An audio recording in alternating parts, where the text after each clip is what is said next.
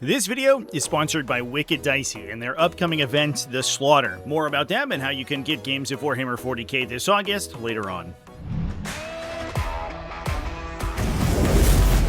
What's up, folks? Welcome back to TacticalTortoise. My name is Trevi, and it's time for another episode of the Best Armies of Warhammer 40k, the weekly video series where we go through undefeated results from the past week of Warhammer 40,000 competition and talk about what's currently winning. This is going to be the first real week of 11th edition results that we have to take a look at. We did have a couple of events use the updated rules last week, but especially in the United States, there were a lot of large team events going down. But that said, we still have a good grip of events to work with, and as we're looking at a metagame breakdown, we can see that T'au Empire is coming out the gate as the front runner.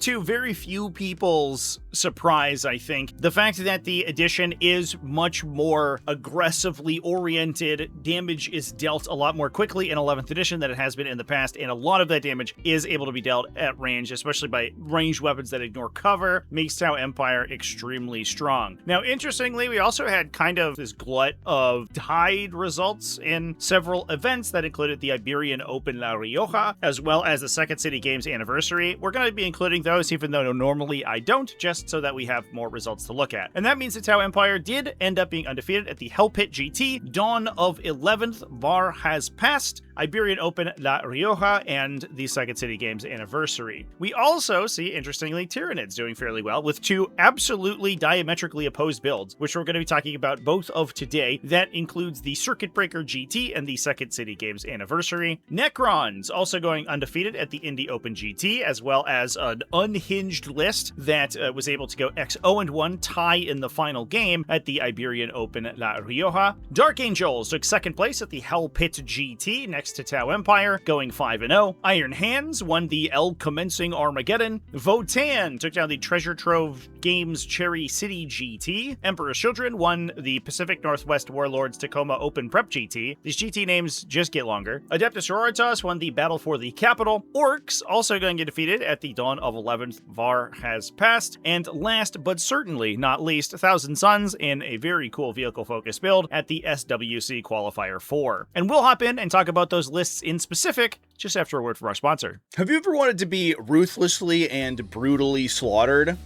Well, I have good news for you, because the date of your execution is set to August 14th through 16th, 2026 in Plainsboro Township, New Jersey. And that's because this video has been sponsored by Wicked Dicey and their event, The Slaughter. This represents the return of a long-running event that saw its rebirth last year. I was there, I live streamed it, and it was a great time. It includes a 5-round Warhammer 40,000 grand tournament, as well as events for Age of Sigmar, Star Wars Legion, and many other games. On top of that, Wicked Dicey always goes out of their way to put on a great show, creating a fun and inclusive convention atmosphere. So even if you're just participating in a tournament, there are plenty of other things to do and people to hang out with the entire weekend. And they always work extensively with local tournament organizers to ensure that all of their events for all of their games are fair and well run. So if you're looking for any gaming action this summer, I highly recommend you check out Wicked Dicey's Slaughter. You can find more information in the links on the video right here or in the video description to get your tickets today.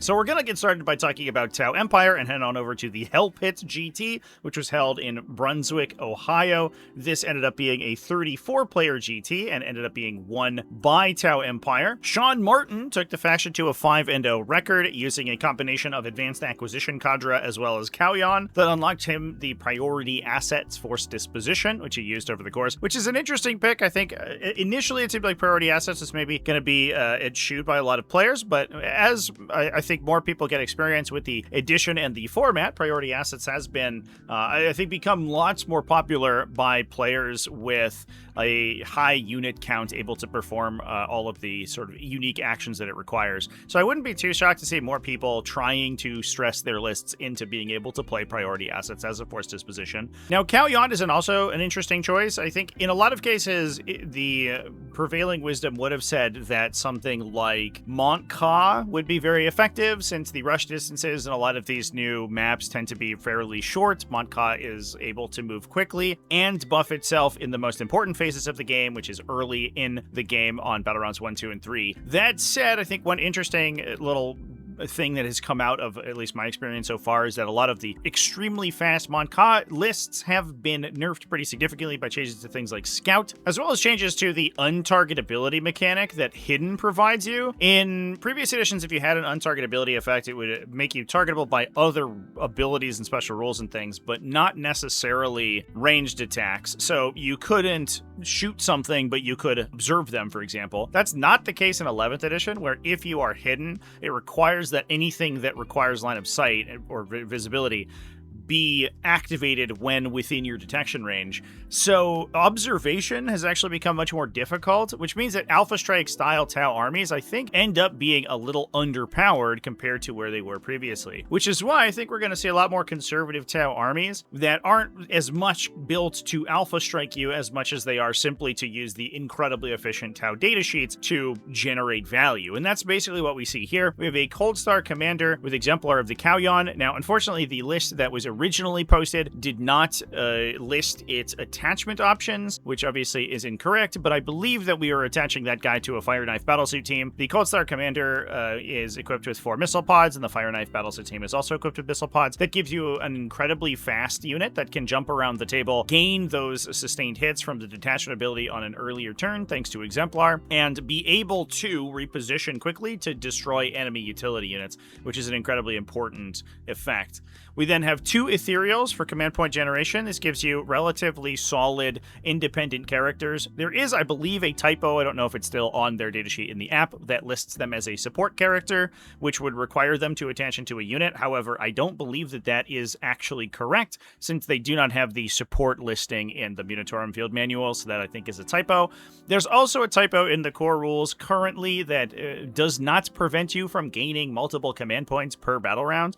So while all players gain 1 command point due to their core command point generation at the start of each player turn, there's nothing in the rules that actually specifies that there is no cap beyond that core, meaning that multiple instances of command point generation stuck together can technically stack. Now, I personally don't know if the event these were being used in actually used that effect, or if these ethereals are just being taken because they have the potential to generate up to 1 command point per battle round and also are strong utility units. Either one of those could be true, but it is something that should be said because it is a relatively big oversight in the core rules. We also have the Twin Lance, a Ghost Kill Battlesuit with the Unmasking Suite. That's going to allow it to fire at things within 24 inches that are hidden. It adds +9 to your detection range, 21 inches if you've gone to ground, for example, and gives you a unit that can harass enemy utility that's performing actions on objective terrain features, which allows you to essentially buy a lot of table space by forcing your opponent's units farther back. They aren't able to deploy on the line, for example, in hidden positions against this Ghost Kill if they don't want to be shot on the first turn. And we are running a Cyclic Ion Raker on that Ghost Kill Battlesuit for that reason. We then have 2 Pathfinder teams, no upgrades on these guys, but they are both running Grab Inhibitor drones, so we are just going to be utilizing their early game Scout, not using the Recon Drone Infiltration. We have a trio of Riptide Battlesuits. All of those are equipped with Ion Accelerators, as well as a pair of Skyray Gunships. These guys equipped with Burst Cannons underslung in addition to their Seeker Missiles, plus 2 units of Stealth Battlesuits for additional spotting.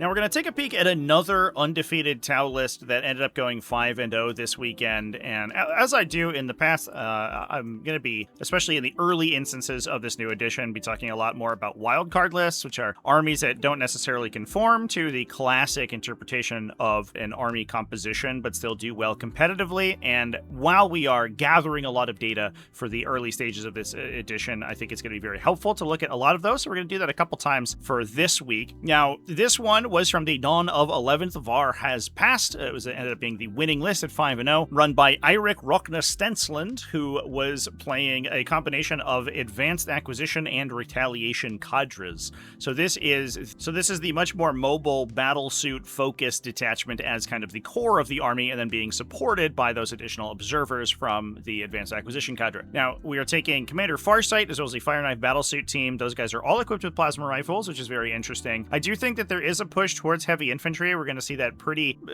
consistently over the course of a lot of the lists that we're talking about, where units like Terminators or, light vehicles or things like that are extremely, extremely popular going into this new edition, and being able to stack defensive buffs on them and especially provide them hidden as well is going to be helpful. Commander Farsight does give you that +1 to wound when you're up close and personal, which, alongside the kind of middling strength of the plasma rifles, allow them to wound basically any heavy infantry on 2s and probably one-shot them off a single conversion. So he himself and that unit can be pretty lethal against especially 3-wound infantry, because you're going to be coming in with 2 shots from Commander Farsight, another 6 shots from the rest of the unit, which has a very good chance of converting, probably killing 4 or so models, and then Farsight can charge in and essentially use that same profile again in melee to kill even more models. That's pretty aggressive, especially into a lot of the archetypes that we've been seeing be popular in this new edition. We have an Enforcer Commander with missile pods and a cyclic ion blaster. He's attached into a Crisis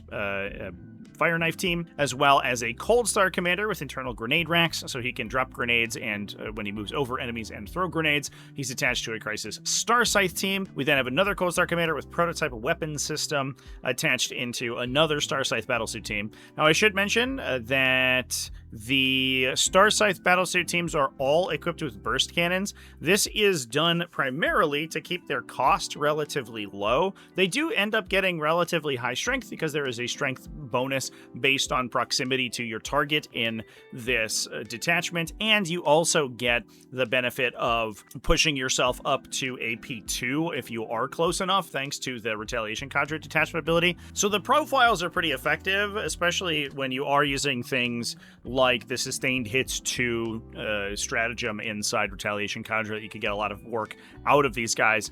And that's all in service of a unit that is also incredibly inexpensive. The character actually comes in at more expensive than the rest of the unit. So in total, these units are coming in somewhere around 200 points. But if you didn't include the character in that valuation, they would be less than 190 points for unit Starsight battlesuits. So a lot of the damage of the unit is coming out of the character, but you are just getting this big brick of stats, essentially, for what is effectively a very low-cost upgrade to that character. The Star Scythe battlesuits are going to give him their AP bonus when targeting non-vehicle, non-monsters, and then they are also going to be providing him a ton of 4+ invulnerable save protected wounds, a ton of objective control characteristic, which is hugely important for Retaliation Cadre, which can use Torch Star Gambit to move, shoot, and then move again to engage enemies on objectives and actually aggressively take those objectives away from them. We then have Dark Strider to protect the backline, incredibly important with the number of backline concerned secondaries are in the deck right now, in addition to the Twin Lance. We then have a ton of Crisis battlesuit teams that are unattached. That includes another Plasma Rifle Fire Knife battlesuit team, another Burst Cannon Star Scythe battlesuit team, a Sunforge battlesuit team with fusion blasters, as well as a single Ghost Kill battlesuit, a trio of Pathfinder teams to make use of these advanced acquisition cadre effects, and a pair of stealth battlesuit teams for some spotting. So just a massive number of Crisis battlesuits on the battlefield. Essentially, almost no other units besides spotting infantry and Crisis battlesuits. Obviously, there's that one Ghost Kill, but we are just using these high-efficiency, light vehicle profiles to just spread around the table and consistently skirmish with enemies and come out on top most times. The Star Scythe battlesuits, for example, paying 90 points for a unit that can clear most other utility infantry and is harder to kill than them and is probably faster than them as well. So being able to trade with these battlesuits into opponents that they are good at destroying is massively effective. Now with that, we're going to head on over to the Circuit Breaker GT. This was held in Indiana in the United States, and it was a 53-player event that ended up being won by Tyranids. Now, personally, I'm excited about Tyranids' position in the metagame in this new edition. They have this dizzying build variety available to them, in addition to just being buffed by tons of the essentially core mechanics of 11th edition. Things like psychic weapons, aggressive disruption infantry, all this stuff is very good for Tyranids. Units protected by invulnerable saves, for example, incredibly good. Now, in this case, the event was won by Bill Boysen, running a combination of Synaptic Nexus and Talons of the Norn Queen. This ended up choosing the Take and Hold Force Disposition, which is unlocked by the Talons of the Norn Queen detachment, otherwise they're locked into Disruption, Kauyon, which does have some weird matchups with some of the other Force dispositions. And Take It Hold ends up being, I think, one of the most consistent Force dispositions out of all of them. So if you are confident in your ability to knock opponents off objectives over the course of an entire game, which Tyranids are very good at doing, they're not so good at maybe killing their targets, but they are very good at taking objectives from them, then Take and Hold ends up being a hugely powerful disposition for you. In this case, we are also using that Talons of the Norn Queen detachment to buff a pair of Norn emissaries. Obviously, it allows them to target their singular purpose objectives, and it also gives you access to things like a bonus strength for Norns, which is a huge deficit that model archetype has. Being able to pump their strength up to 12 is a huge deal. Now, in this case, we were playing the Death Leaper, so that's a -1 leadership effect in a 6-inch aura around Death Leaper, as well as a Battle Shock modifier. In addition to a hyper-adapted Ravener squad with the Dirge Heart of Karis, that's another leadership debuffing effect, and this is kind of a theme that we're going to see within this list. This is a 9-inch aura that reduces enemy leadership characteristics by 1. And an important thing to note here is that now that ingress distance has changed to being outside of 8 inches rather than outside of 9 inches of enemies, you can drop out of Deep Strike with this effect and immediately affect enemies with it. So you can just hold these hyper-adapted Raveners in reserve until the point where you need this debuff, and then you drop them in, and then you immediately unlock your Battle Shock synergies. We then have a Neurotyrant with power of the Hive Mind, and I will say that Build here did not list his attachments, but I have a hazard to guess that the Neurotyrant is going to be attached to a unit of Zoanthropes to give them its +1 to hit. Now, the Neurotyrant also gives you an additional -1 to test on explicitly the Shadow in the Warp Battle Shock test. He doesn't work at other points, but when you shadow your opponent, he does apply an additional debuff. So you can be -1 leadership from the Dirge Heart of Karis, -1 leadership to Death because of Death Leaper, -1 leadership on the Shadow in the Warp because of a nearby Synapse creature, and -1 to the Battle Shock test thanks to the Neurotyrant there. So you can stack potentially up to -4 to Shadow tests specifically, and there are additional leadership modifiers in here as well. We also have a Biophore for some utility, a front line of 2 Norn Emissaries and 2 Maleceptors. The Maleceptors are a nice defensive piece here. They can obviously gain cover, which stacks nicely with a 4+ invulnerable save now, whereas previously a lot of times if your AP was even just marginal, they would be pushed onto their invulnerable save. You wouldn't really get cover. Now 4+ invulnerable saves can go a lot longer. We do have a pair of Neurolictors as well as a pair of Norn Emissaries. Now, Synaptic Nexus was originally designed with Norn Emissaries in mind. It does have access to a couple of stratagems to protect them. That includes an Armor of Contempt effect to give -1 AP when targeting them, and because they have a base 2+ save, that can go pretty far. The other thing, too, is that there is a stratagem to reroll once to hit wounds targeting a specific enemy projected as an aura from a Synapse creature. And the big thing with these Norn Emissaries is that in a lot of cases they're going to be hitting on 2s and wounding a lot of things on 3s or something. So you're getting almost full rerolls from that one effect. However, it is a stratagem, and you can only target one stratagem on something per phase. However, because it's an aura, you can source it from another Synapse unit near the emissary. So for example, we have Maleceptors and Neurolictors, not to mention the actual characters themselves that can be nearby this Norn Emissary and use Irresistible Will, which is the name of the stratagem, to project those reroll 1s, then also use the +1 strength stratagem that the Talons of the Norn Queen gives to Norn Emissaries. So that you can push them up to strength 12, they wound most vehicles on 3s, rerolling 1s to hit and wound, which makes them very consistent, unlike what you would get previously. We also then have 2 Screamer Killers, and these are kind of the last initiator of the Battle Shock archetype for this Synaptic Nexus build. These guys, when they shoot you with their Scream attack, force a -1 leadership Battle Shock check on you. So if, for example, we're gonna engage with this full combo, we can Deep Strike a hyper-adapted Ravener unit next to you to project Dirge Heart of Karis on you, run the Death Leaper within 6 inches, and then shoot you with the Screamer Killer, and you're taking a Battle Shock check at -3. That means even a solid leadership of 6 fails on anything below a 9. which is pretty unlikely to succeed. As soon as you get battle shocked, there's a couple of things that you can do inside Synaptic Nexus. You can use the Smothering Shadow to force mortal wounds onto them, but the other thing is the payoff is that you're going to have Neurolictors nearby because there's 2 Neurolictors in the list, and as long as you're within 12 inches of them,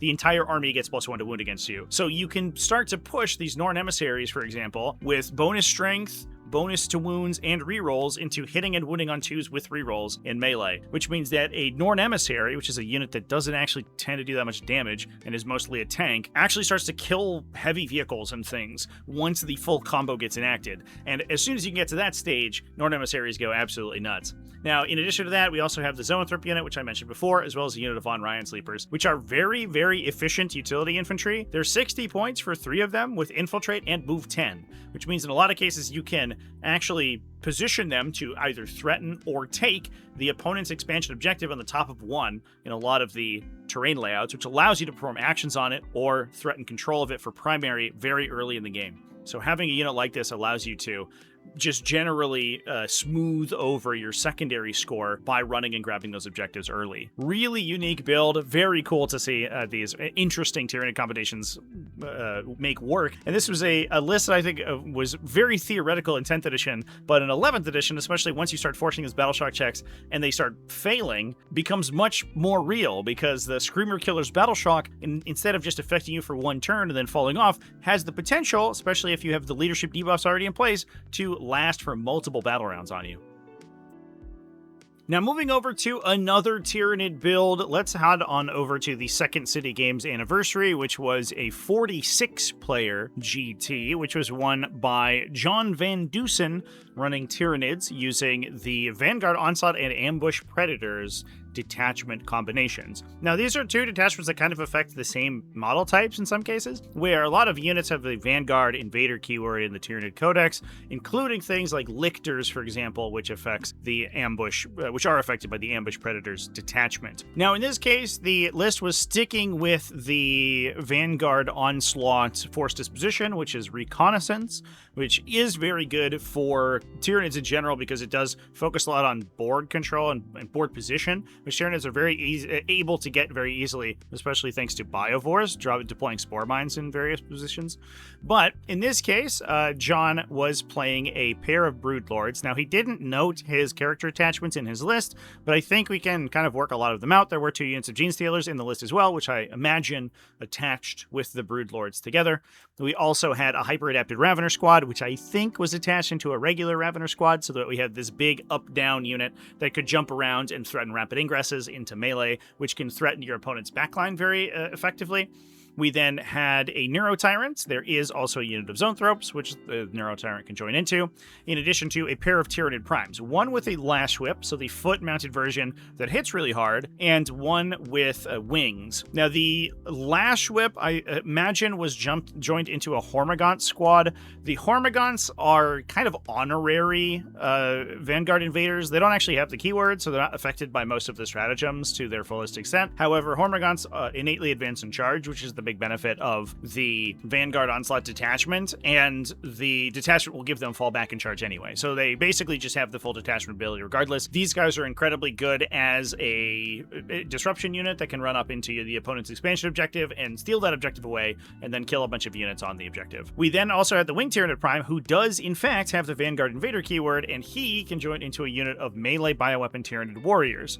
These are kind of required for a lot of Tyranid armies to deal consistently with enemies that are toughness 11, which is a weird breakpoint that Tyranids tend to miss a lot of times. Like 80% of a Tyranid army caps at somewhere around strength 5 or strength 10, which are 2 breakpoints that are very bad at dealing with these T11 profiles, especially if you're talking about something like Raveners, which can get to strength 6, but do get hit by stuff like damage reduction. So if you hit something like a Catan Shard, that's T11 with -1 damage, they have a really tough time punching through. And the Raveners don't have a massively high attack volume, so they're not very good at dealing with infantry in most cases, unless that infantry tends to be pretty light or have poor saves.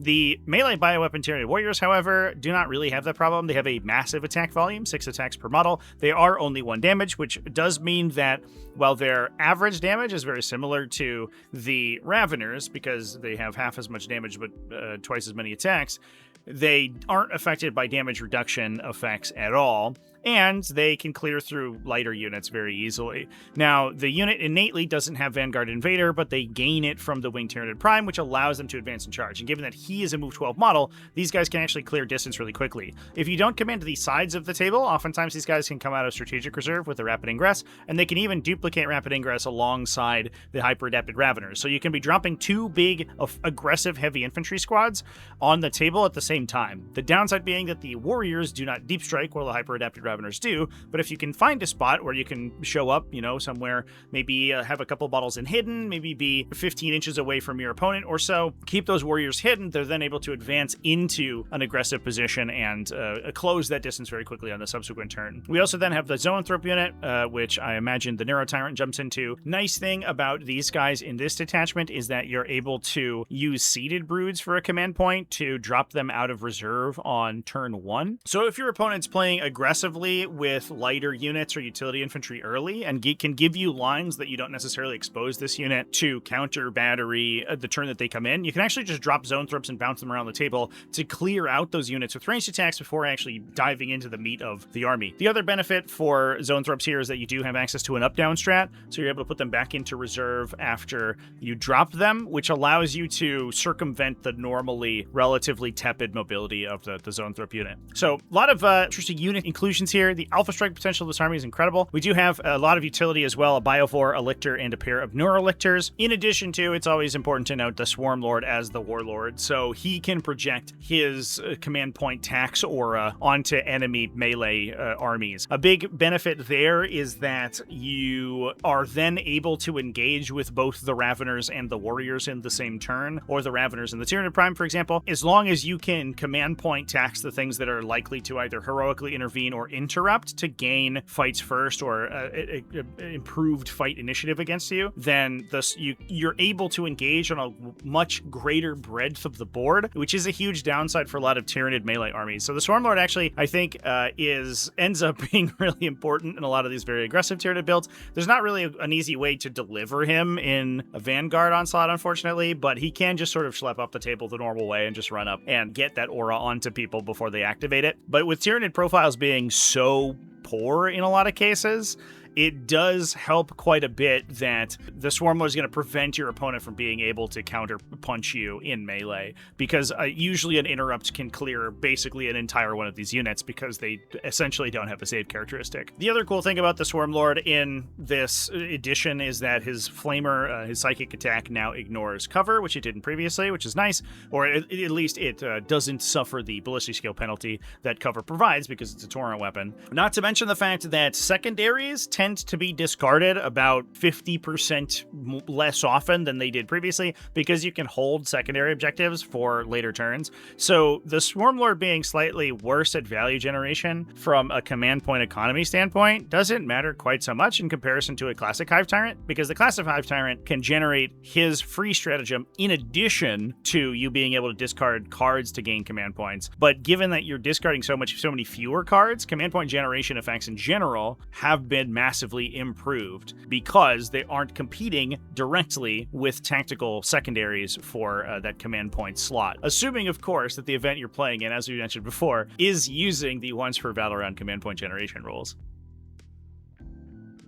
Now that moves us on to another Xenos faction that did very well this weekend, that being Necrons. And we had two very, I guess, relatively divergent Necron lists doing well. Now, while a lot of people, and myself included, kind of expected a lot of work out of some of the more aggressive gunline style Necron armies that use like a very resilient front line in conjunction with the new cover rules to back up with just big, massive gun platforms like Doomsday Arcs, for example. But as we've been seeing, even in Tau Empire, a lot of the ranged armies in the game are moving more towards a combined arms approach. It seems like, at least so far, the most effective armies are ones that front load a lot of resilient frontline that is good at fighting in melee and backs them up with a limited amount of shooting, and that's exactly what we see here. Now, this was the Indie Open 2026, which was won by Benjamin Hanziak, and he played a combination of Cursed Legion and the Pharaon's Armory. So that's the Destroyer Cult, essentially, detachment that gives you strength bonus on your destroyers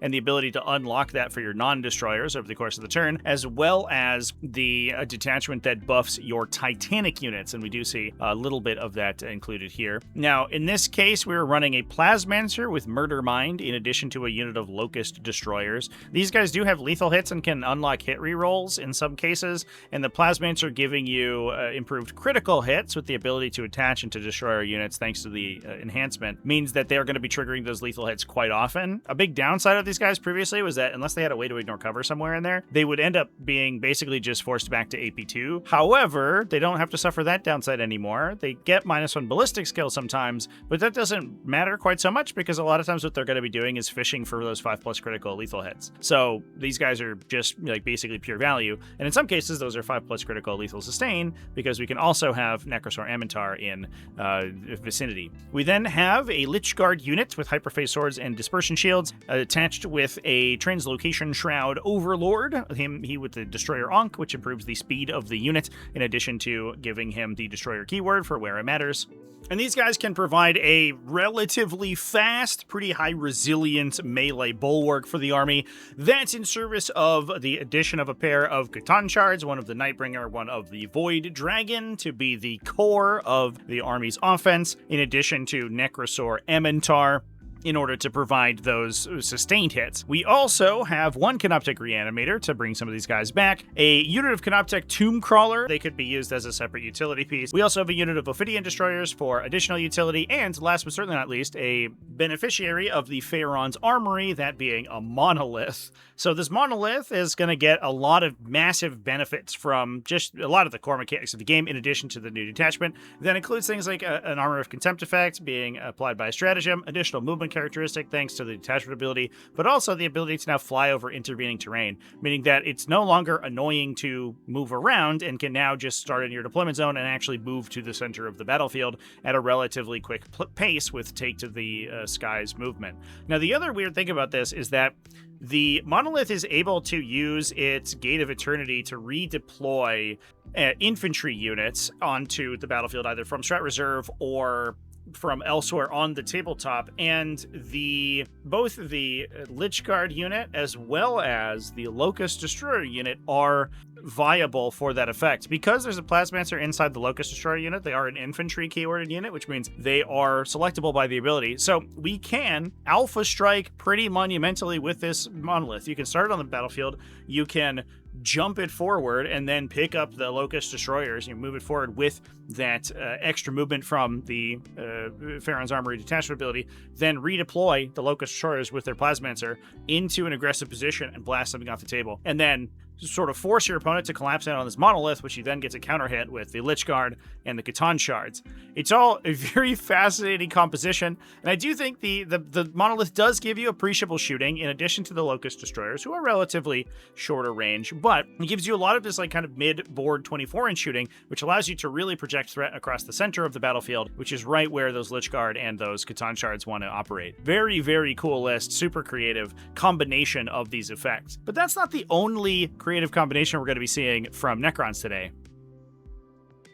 And for that, we're going to hop over to the 34-player Iberian Open La Rioja, which was held in Spain. And this event came to a natural 89-89 draw in the final table, which is a wild result. And the eventual winner of the event, based on tiebreakers, was Juan Lopez, who was running a combination of Hand of the Dynasty as well as Hypercrypt Legion. Now, Hand of the Dynasty is an interesting detachment. It's one that buffs your Immortals and Necron Warriors, gives them some bonuses, the ability to advance and perform actions, stuff like that, which is a nice quality of life update for them. If you'll notice, literally nothing in the army is benefited by the detachment at all. It affects just those battle line infantry, which this army is not playing in any meaningful way. However, it does give them access to the take and hold force disposition, which they ended up selecting to use in place of reconnaissance, which is unlocked by their other detachment, Hypercrypt Legion. That, of course, is the detachment that allows you ability to place things into strategic reserve as the game goes on. Now, there are some big downsides to the redeployment detachments in this version of the rules. There are no mechanisms by which units can arrive via ingress in the first battle round, essentially unless otherwise specified, which means that these detachments have a much more difficult time responding to early game threats. Now, that is a balancing factor. It was kind of insane for these guys to go second in the previous edition because you would effectively be able to see where your opponent's first turn movement was and then redeploy yourself and attack them immediately, which did force the first player to play very cagey, which obviously depressed their score, and in a format where the second player was already advantaged, it was pretty brutal. You can't do that anymore in this edition, however. Once you jump into strategic reserve, you sit there until the second battle round. However, you can do things like threaten rapid ingresses on the top of 2, for example, with these detachments. But the big thing is it does improve the maneuverability of units like Votann shards, which are good at performing those take and hold primaries that the army is constructed around. So in this case, we have a pair of Transcendent C'tans, as well as a C'tan shard of the Deceiver, a C'tan shard of the Nightbringer, and a C'tan shard of the Void Dragon. We have a Hexmark Destroyer to be the army's warlord, and then a couple of utility units just to score some points. That included 2 units of Flayed Ones and a unit of Ophidian Destroyers. And that's it. That's the entire list. Just 5 C'tan shards and friends, basically, with the ability to jump around, use their newfound Deep Strike to place themselves around interesting places, and potentially rapid ingress their way into aggressive positions to steal the opponent's objectives. Pretty straightforward, but very different from the Necron builds that we've been seeing elsewhere. Now with that, we're going to jump into some Space Marine factions. Space Marines did do fairly well this weekend using a couple of different sub-factions, and the first one is at the Hell Pit Grand Tournament, to which we will return, now talking not about the first place Tau Empire that won, but the second place Dark Angels. This was being piloted by Nicholas Chesnick, who was playing Dark Angels using the Disruption Force disposition. In this case, Nicholas was combining the Company of Hunters detachment with Dark Age Arsenal, which improves the strength of their plasma weapons. And Dark Angels, as befits, I think, the theme of the faction, has a ton of access to plasma weapons. That is embodied by their first inclusion, which is Azrael, a lieutenant for support, all attached to a 10-model unit of Hellblasters. So you're able to combine a bunch of strength characteristic improvements to make these guys hit incredibly hard, in addition to the fact that you're getting lethal plus sustain for the combination of Azrael plus the lieutenant. Interesting thing about Hellblaster squads as well, it seems like they overwatch fairly well, because if they end up using for the chapter to fire on death in response to an Overwatch attack, I think they fire at normal ballistic skill. Now, that's not the only thing that's getting buffed by the Dark Age Arsenal detachments. We also have a bunch of other plasma weapons available, especially on our Raven Wing units. This includes a Raven Wing command squad with an attached Outrider squad. This is actually a nice inclusion simply for the fact that the Outrider squad's on charge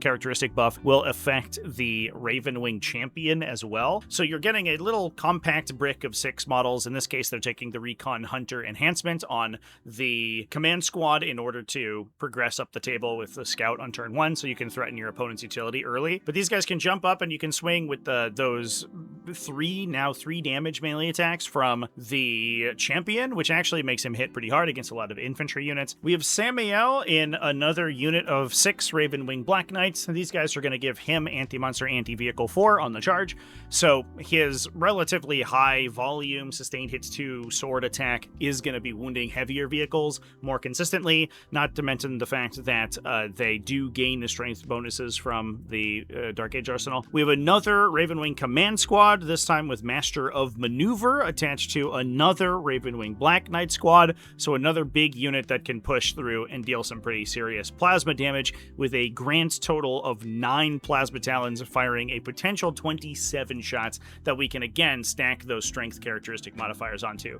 An interesting idiosyncrasy of the Raven Wing units, the Black Knights as well, in this new edition is that where previously, in a lot of cases, they would end up losing a lot of Black Knights on the way in, so when they actually got to the charge phase, they were kind of depowered because they would fire so many attacks, but then they would lose entire Black Knights to hazardous. Now their hazardous checks are more likely to fail and they take damage. However, they only lose lose a bike for every 3 to 4 failed hazardous checks. So it's very unlikely you lose even one Black Knight to a single shooting activation from them. It's like you kind of win some, you lose some with the Raven Wing command squads here, though.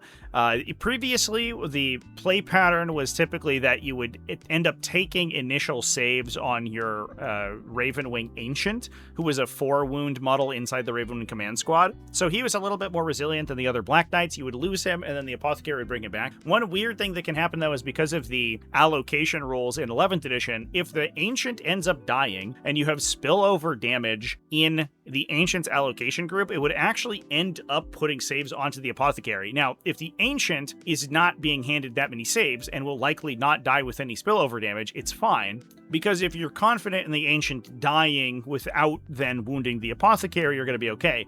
But any additional hits that hit the Apothecary have the chance to kill him, which means you don't get any more bikers back for the rest of the game. So you really want to be careful where your allocation groups are, and it actually makes these guys take some extra damage early that last edition they would have basically been able to shunt off onto the Ravenwing Ancient. Very weird idiosyncrasy of the new allocation mechanics. We then have some utility in a pair of Outriders.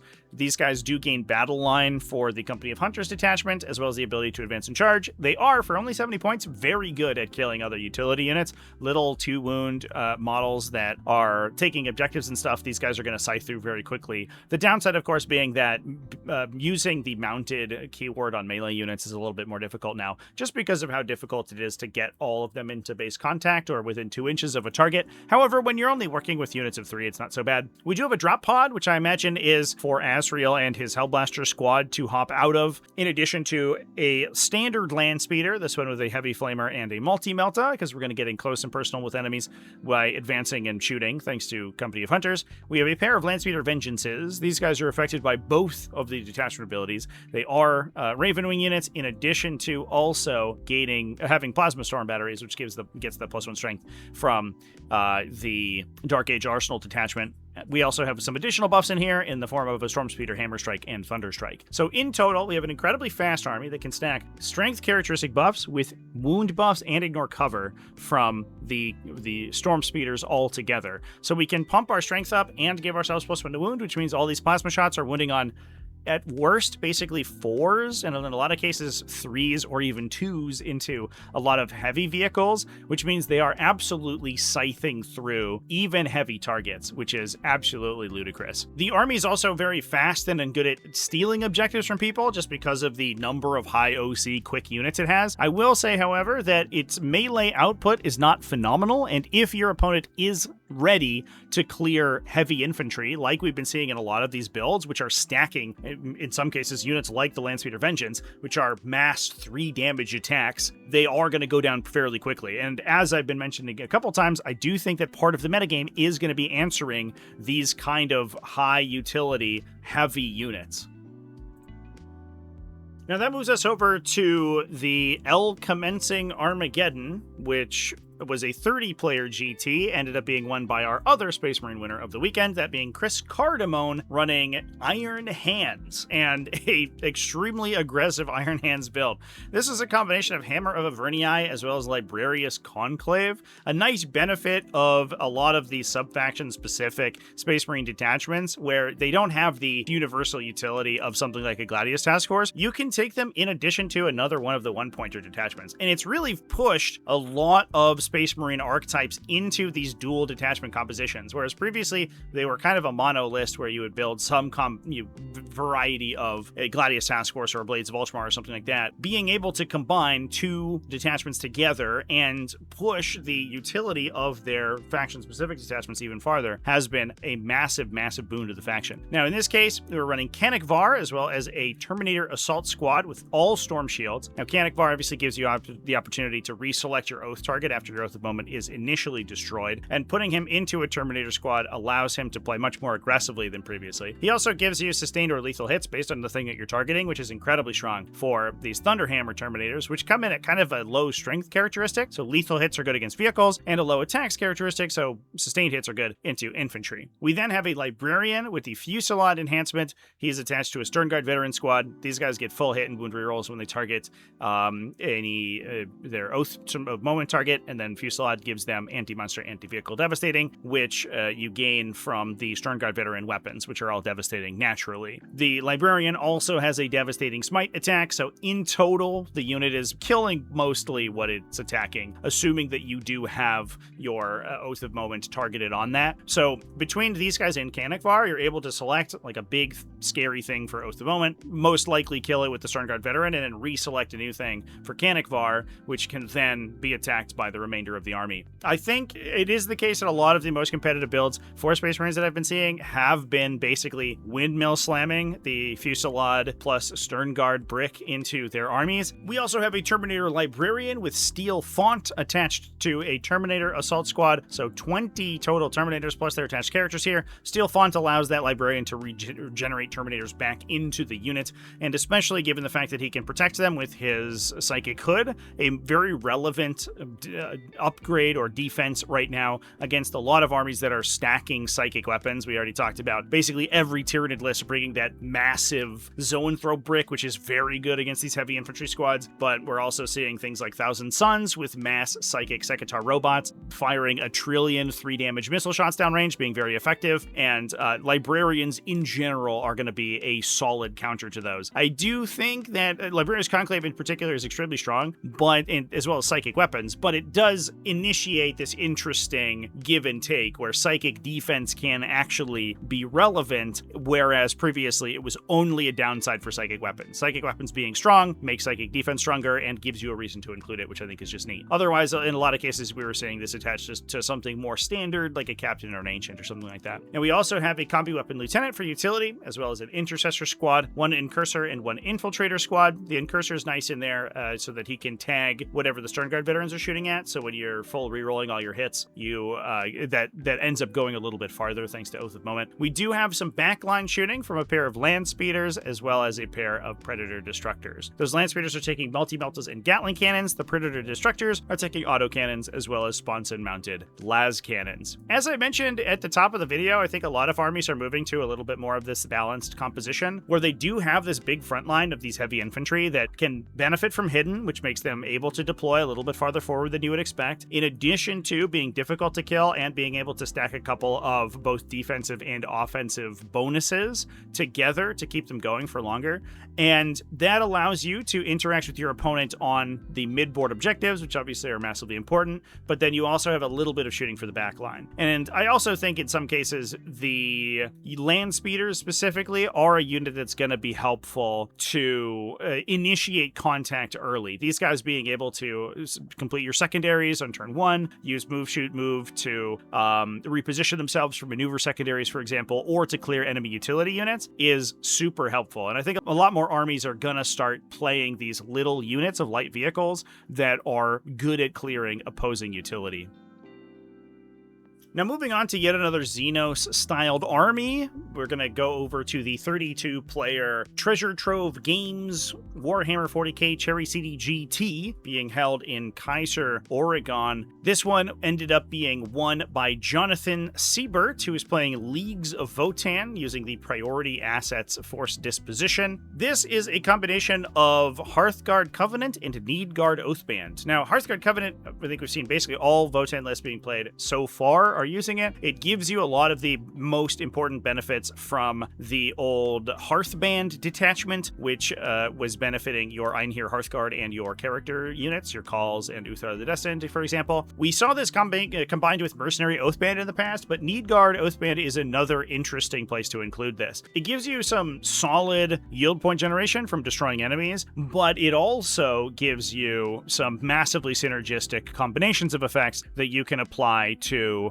your Hearthguard units. The first of those is going to be the combination of Oathbound Speculator on Einhir Hearthguard unit. These guys are going to get a built-in reroll wounds of 1 in addition to +1 to wound if you spend 3 yield points when activating them to attack, with some pretty high impact plasma shooting in addition to a massive number of grenade launcher shots. The Einhir Hearthguard fire enough times that giving +1 to wound against them makes them good at clearing a wide variety of units. We also have a Memnir Strategist with Dead Reckoning to improve the yield point generation of the army. Basically, if you spent 0 yield points in a turn, you can automatically gain 1 yield point to basically offset the yield point cost of a lot of your enhancements or stratagems. This guy's going to attach into a unit of Ironkin Steeljacks with Vulcanite Disintegrators. These guys have a great Overwatch, which can be unlocked for free thanks to the Memnir Strategist, but also are another unit that you can use Ancestral Sentence on to gain sustained hits too. So they end up firing a massive number of shots that can be synergistic with that ability. And that's another thing that also goes for the Einhir Hearthguard. If you end up spending 6 yield points on a Hearthguard unit when they're selected to shoot, they can get +1 to wound and sustained hits too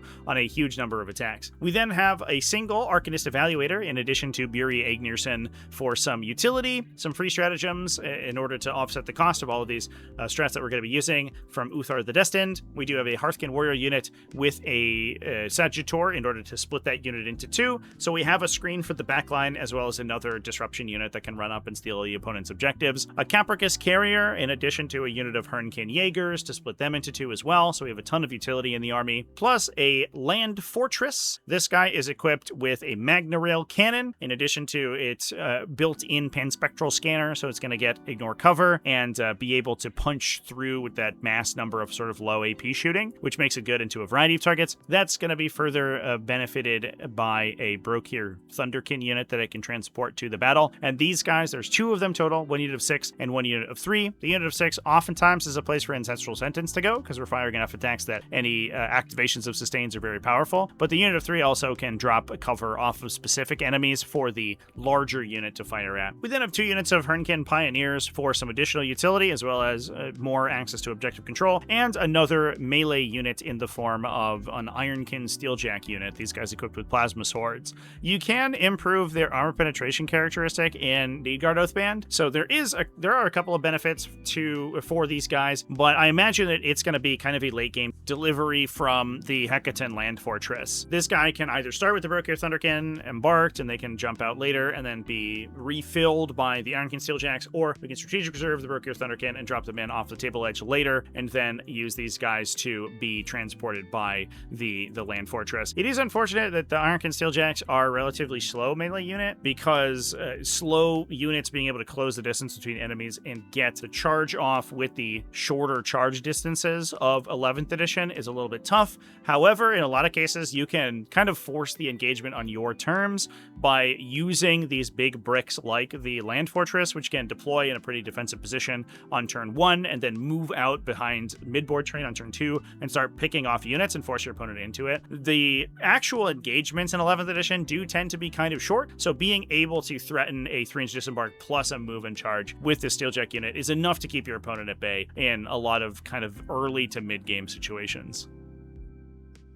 Moving on from there and continuing to talk about some Xenos factions, we can return to the dawn of 11th War Has Passed to talk about the other undefeated army. This one being Orks, run by Jonathan Arkin from Happy Crumping Wargaming. So if you follow him over on YouTube, I'm sure he'll have some discussion about his games here. Then starting off with a Beast Boss with the Follow Me Lads enhancement for additional threat range. He's attached to a Beast Nagaboys unit. In the past, in 10th edition, this would always be attached onto a mech inside Ghazghkull Thraka's unit in order to improve his threat range. However, that's no longer allowed in 11th edition since epic hero units cannot be granted any enhancements whatsoever. Ghazghkull Thraka is, however, making some use of other core mechanics, that being the fact that the Orc Boys datasheet allows you to attach multiple leaders, but obviously doesn't have any particular stipulation about support characters. So you are now able to attach Ghazghkull Thraka and a mech and a Pain Boy to stick all of their respective leadership abilities together.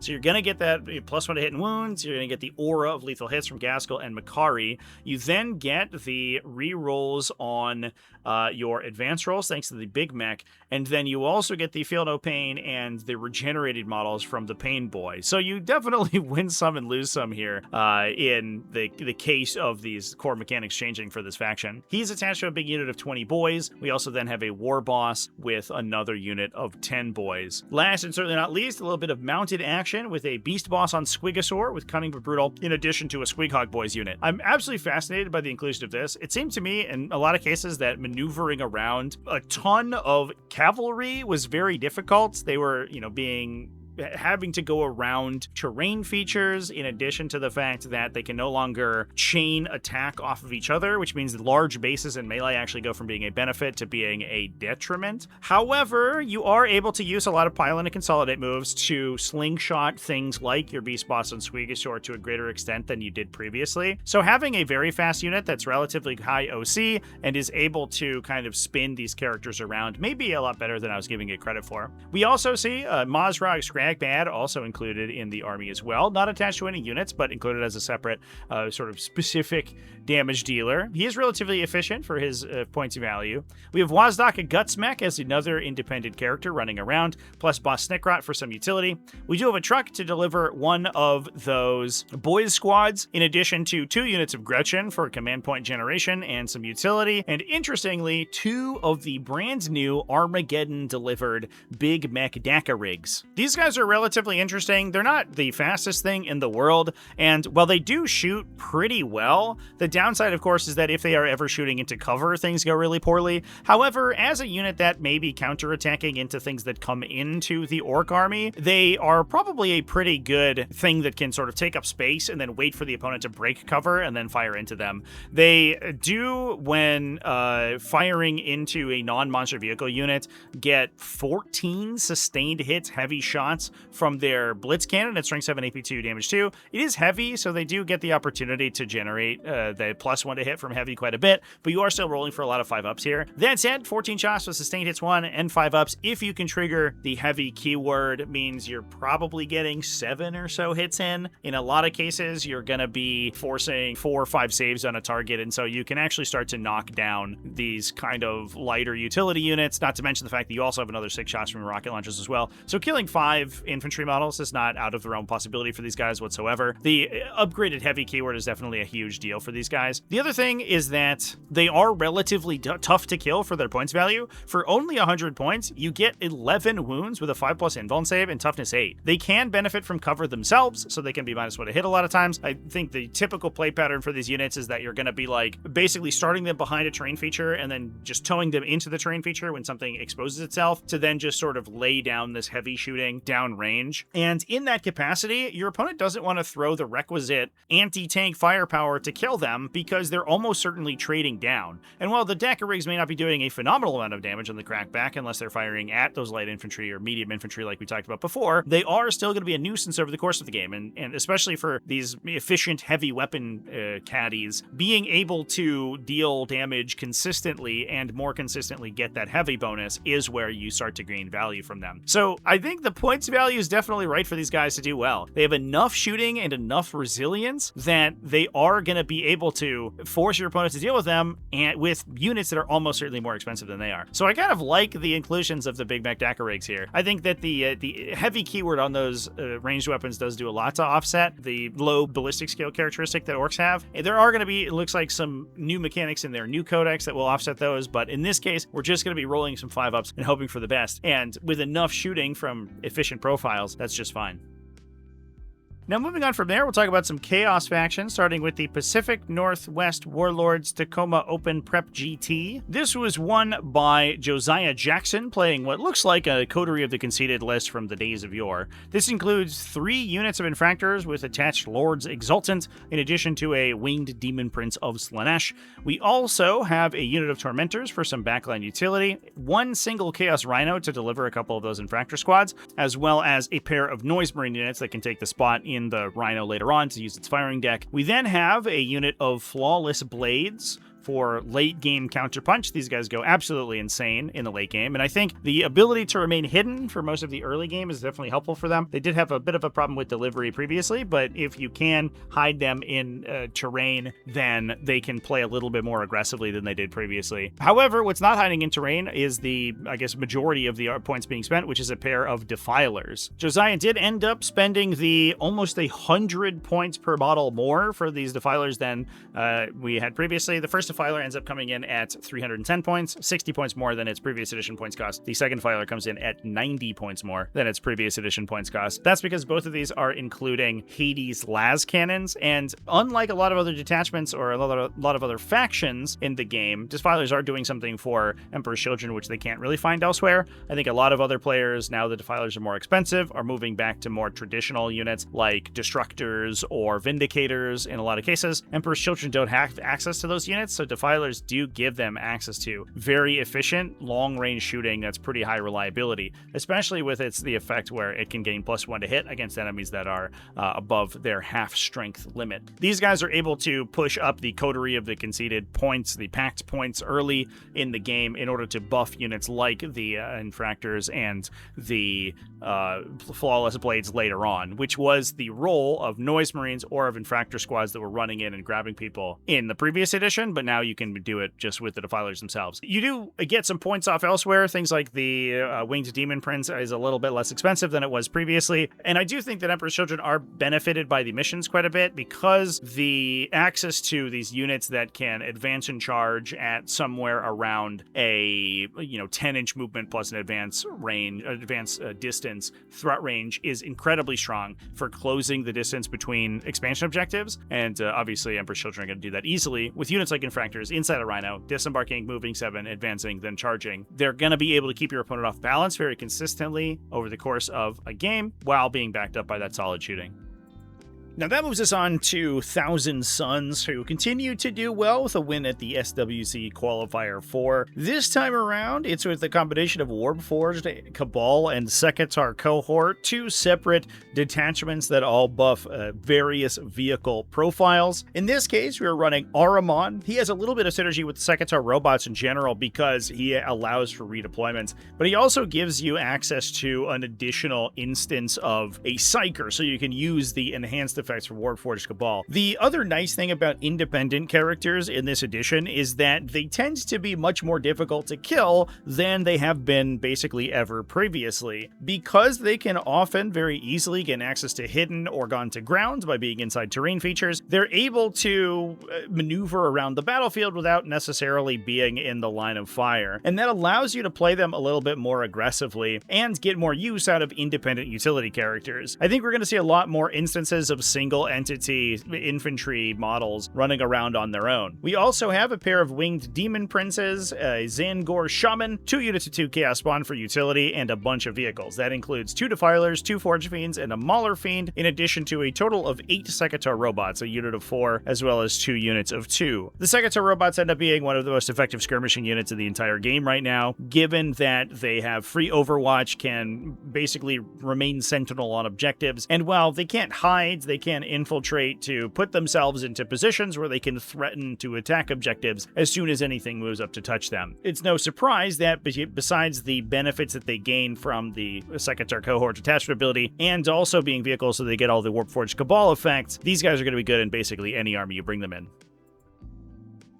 And that moves us on to our last faction of the weekend. We're going to do some Imperium now and talk about Adepta Sororitas being played by Scott Ketchum, the Adepta Sororitas extraordinaire, who took down Battle for the Capital GT. This was being played in Michigan and ended up being a 54-player event. Scott played the Hallowed Martyrs detachment, so got the Priority Assets Force Disposition, which is interesting because we're still not 100% sure how this detachment is meant to work. There's a lot of core fundamental issues with a lot of the strategies and things inside the detachment, but it seems like what was going on is that we were playing a lot of pretty classic just melee units and hoping that the Sister's ability to change dice math in their favor allowed them to get repeat value out of these solid melee units. Once they start taking damage as well, you can use the Hallowed Martyrs buffs to improve your accuracy or hitting power, so just being able to utilize these units on their own is pretty effective. Now in this case, we're running more Dwarven Vol in a unit of Paragon Warsuits. These ones were equipped with multi-meltas, none of the heavy bolter technology we were using in Army of Faith this time around. We have a Minosauron Priest in addition to a unit of Celestian Incendents. The Incendents are an interesting pick because they do have a lot of anti-psyker technology. They're anti-psyker devastating on a lot of their attacks, which means that if you are able to deliver them into, units like Thousand Suns or these Zoanthrope bricks and stuff like that, they will just deal a phenomenal amount of damage, in addition to just being a pretty solid profile against a lot of other things as well. We do have a big unit of Celestian Sacrosancts with a Palatine taking through Suffering Strength to improve her damage output, especially if she is wounded. The Celestian Sacrosancts don't have any additional leaders in them, no support characters whatsoever, but they are equipped with Anointed Halberds. We have a Canoness with Saintly Example to act as a utility unit. She's going to be running around and gaining her 2+ invulnerable save, then dying, generating a bunch of miracle dice, respawning with Divine Intervention, and then hopefully being killed again to generate more miracle dice. We have a Demonofuge as well as the Triumph of St. Catherine, who interestingly is actually susceptible to Bring It Down now, which is not something that she was previously. Being a 16, 18 wound infantry model, just a massive infantry keyworded unit. We have a Battle Sister squad in addition to an Immolator to split them into 2 units of 5. 2 Sororitas Rhinos to deliver some of these melee units to the fight, including the Sacrosancts and or the Incendents.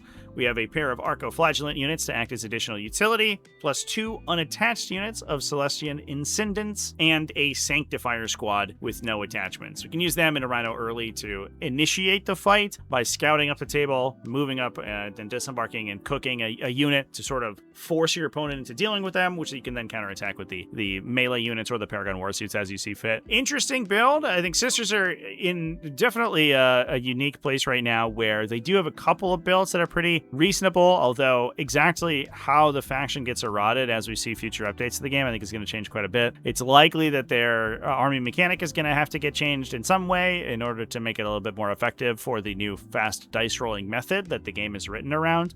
It was not a mechanic that was meant to be used with fast dice rolling. However, if you do play these melee units, just being able to save miracle dice for charge rolls does make the otherwise relatively slow Sisters units, where you're just looking at a movement 6 characteristic basically, in a lot of cases it makes it much easier to actually convert charges for them. So you do end up with very consistent charges, which is not something that other factions can hold claim to. And with that, that's all the best armies of Warhammer 40k for this week. Thanks everyone for watching. Thanks to Wicked Dicey for sponsoring this video. And thanks to everyone else who supports Tactical Tortoise, whether it's over on Patreon at patreon.com/TacticalTortoise, YouTube channel members, and Twitch subscribers. I have a bunch of games on Twitch this weekend using Tyranids, which has been fun. So if you want to come hang out with me over there, you can find me at twitch.tv/TacticalTortoiseCB. Otherwise, it's 2 a.m. I'm very sleepy, and I'll see you in the next one. Remember to keep it classy, folks, and have happy wargaming.